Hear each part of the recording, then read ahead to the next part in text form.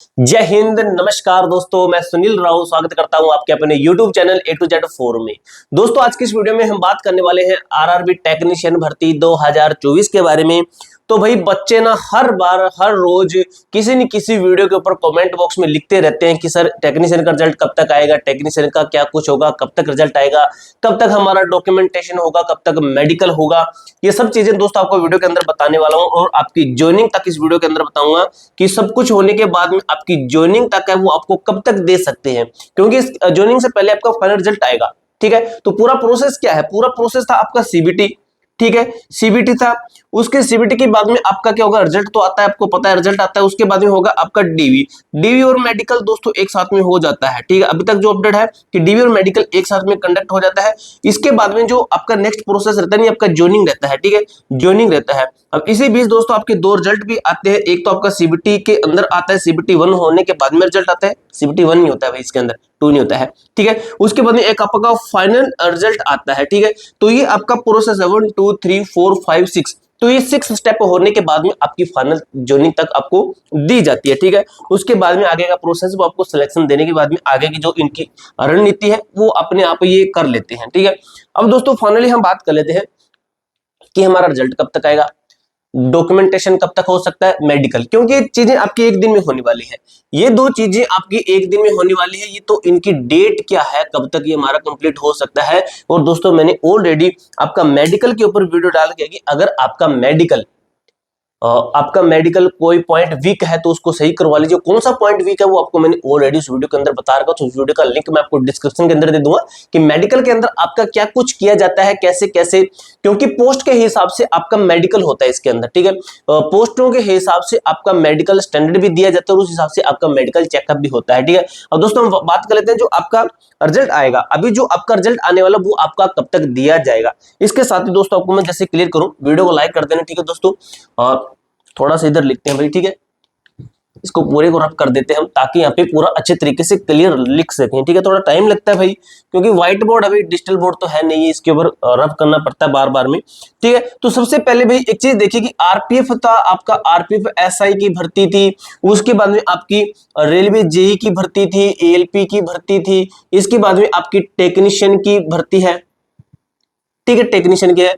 और ये आपका आरआरबी लिख देते हैं, जेई आरआरबी का है। ठीक है, तो ये पेपर इसी सीक्वेंस में हुए हैं। फर्स्ट पे हुआ, सेकंड पे हुआ, थर्ड पे हुआ और फोर्थ पे ये हुआ। ठीक है, अब बात करें कि इसका रिजल्ट कब दे दिया इन्होंने, तो एलपी का जो रिजल्ट है ये आपका दे दिया भाई, अब इससे पहले दे दिया है। ठीक है, थोड़ा सा मैं देख लेता हूँ, क्लियर कर लेता हूँ कि जो आपका आरपीएफ एसआई का है ये आपका रिजल्ट दे दिया इन्होंने 3 मार्च को। ठीक है, 3 मार्च को, इससे पहले इसका रिजल्ट दे दिया था। जेई का रिजल्ट कब दिया इन्होंने, जेई का रिजल्ट दिया है 5 मार्च को। ठीक है, जबकि इसका एग्जाम कब तक हुआ था, इनके एग्जाम कब तक हुए थे, तो जो भाई आरपीएफ एसआई का है इसका एग्जाम हुआ था 2 दिसंबर से लेके 13 दिसंबर तक। ठीक है, ये आपका एग्जाम हुआ था। ठीक है, ये आपके पहले हो गए थे, आपके नवंबर में इसके एग्जाम हुए थे। ठीक, नवंबर में। अब ये ओ है भाई नवंबर में। फिर कुछ होते हैं भाई टांग खींचने वाले बच्चे होते हैं, वो कहते हैं कि नवंबर लिखना आता नहीं है, चला हमें बताने कि क्या कुछ होगा। ठीक है, तो 2 दिसंबर से 13 दिसंबर तक आपका क्या होगा, जो आरपीएफ एसआई का एग्जाम हुआ। जेई का एग्जाम कब तक हुआ है आपका, जेई का एग्जाम हुआ था 16 17 18 दिसंबर को आपका एग्जाम हुआ। उसके बाद में आपका ये एग्जाम शुरू होता है शायद 9 दिसंबर से शुरू होता है, बिल्कुल सही है। और आपका दिसंबर 30 तक रहता है। ठीक है, दिसंबर 9 से आपका शुरू होता है, जो कि दिसंबर 30 तक रहता है। अब दोस्तों इसका रिजल्ट पहले दे दिया। ठीक है, 18 दिसंबर से देखिए तो इसका पहले रिजल्ट दे दिया। अगर इसको देखें हम कि 30 दिसंबर लास्ट है, यानी कि 12 दिन का डिले है, तो आपका इसके अंदर हम ज्यादा 10 दिन का डिले मान लेते हैं कि 10 दिन का आपका डिले ये कर सकते हैं। ठीक है, कि आपका ये डिले 10 दिन का कर सकते हैं। अब दोस्तों लास्ट एग्जाम सॉरी कि जो आपका ये रिजल्ट कब तक है, 5 मार्च को आया। ठीक है, अब इसका रिजल्ट 10 दिन हमने डिले माना तो कितना हो सकता है, तो आपका जा रहा है लगभग 15 मार्च। ठीक है, तो यानी कि आपको जो डेट मैंने बताई है उसी के आसपास है आपका।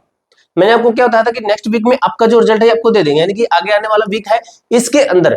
अब ये मान के चलिए 15 मार्च के आसपास, इससे पहले भी दे सकते हैं, लेकिन इसके आसपास, इससे ज्यादा का टाइम नहीं लगेगा कि इसके आसपास आपका रिजल्ट है दे सकते हैं। आसपास का मतलब है कि 1-2 दिन ऊपर नीचे मान के चलना। ठीक है, तो इसके आसपास आपका रिजल्ट है आपको दे देंगे।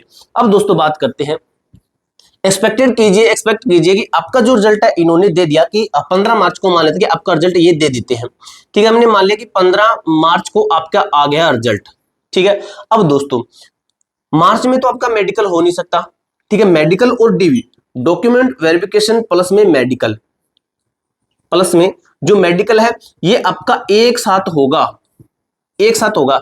तो कब होगा? अब मार्च के अंदर तो नहीं ले सकते क्योंकि मार्च का आपका ये निकलेगा महीना, मार्च के बाद में आपका अप्रैल आ जाएगा, अप्रैल और मई।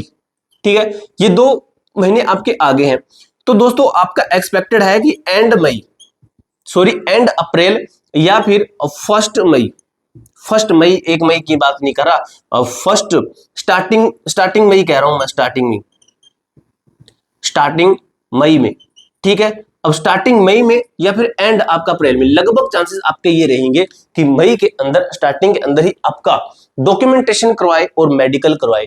पिछली बार इन्होंने क्या किया था कि 6 महीने के बाद में, मेडिकल होने के 6 महीने के बाद में ज्वाइनिंग दी थी, लेकिन उस चीज को हमें नहीं देखना है क्योंकि पिछली बार तो भी देखे तो इन्होंने 21 दिन बाद में आंसर की दी थी, लेकिन इस बार तो इन्होंने 4 से 5 दिन के अंदर आंसर की दे दी थी। अब दोस्तों जो इसकी अगर हम ज्वाइनिंग की बात करें कि जो आपकी ज्वाइनिंग है ये आपकी कब तक दे सकते हैं, तो दोस्तों ज्वाइनिंग अभी ये मानिए कि आपका ये करवा लेते हैं, मान लीजिए कि मई के अंदर ये करवा लेते हैं, यानी कि जिस दिन आपका मेडिकल खत्म होगा, जिस दिन आपका मेडिकल खत्म हुआ है उसके लगभग मान लीजिए कि 2 से 3 मंथ बाद में मान के चलिए कि आपको ज्वाइनिंग लेटर दे। ठीक है, इसके पहले, इसके अंदर नहीं देंगे, इसके बाद में मान के चलिए। अब देख सकते हो मई के बाद में मई, जनवरी, फरवरी, मार्च, अप्रैल, मई, फिर आ गया आपका जून, फिर आ गया आपका जुलाई, यानी कि आपका अगस्त या फिर सितंबर के अंदर आपकी ज्वाइनिंग होगी। ठीक है, तो ये पूरी जानकारी दोस्तों आपको मैंने अच्छे तरीके से क्लियर की है। और जिस बच्चे का कट्टो को लेकर डाउट है, अगर आप चाहते हो कि मैं कट्टो के ऊपर एक वीडियो और डालूं, सेपरेट वीडियो जिसके अंदर मैं आपको लगभग जोन भी कवर करूं, तो कमेंट बॉक्स में मुझे यस लिख देना कि भाई डाल दीजिए। बाकी दोस्तों कुछ बच्चे लिखते हैं कि कुछ इस तरीके से लिखते हैं कि इसको चैलेंज करते हैं, फिर देखते हैं कट ऑफ डालते हैं, तो भाई चैलेंज के ऊपर मैं नहीं डालूंगा। ठीक है, आप कहते हो कि अगर ऐसा तो उसके ऊपर डाल के दिखा, तो वो चीजें नहीं है, मैं अपनी मर्जी से देखूंगा कि किस जोन का मुझे कैसे बताना है, तो वो मैं आपको बता दूंगा, लगभग आपका डाउट मैं क्लियर कर दूंगा। ठीक है, अगर आपको चाहिए तो कमेंट बॉक्स में यस लिख देना ताकि मैं वीडियो आपके अच्छे तरीके से डाल सकूं। ठीक है, इसके अलावा आपका और भी कोई डाउट रहती है, कोई क्वेरी रहती है, कोई क्वेरी रहती है, तो कमेंट बॉक्स में पूछ सकते हो। मिलते हैं दोस्तों नेक्स्ट वीडियो के अंदर, तब तक के लिए जय हिंद, जय भारत।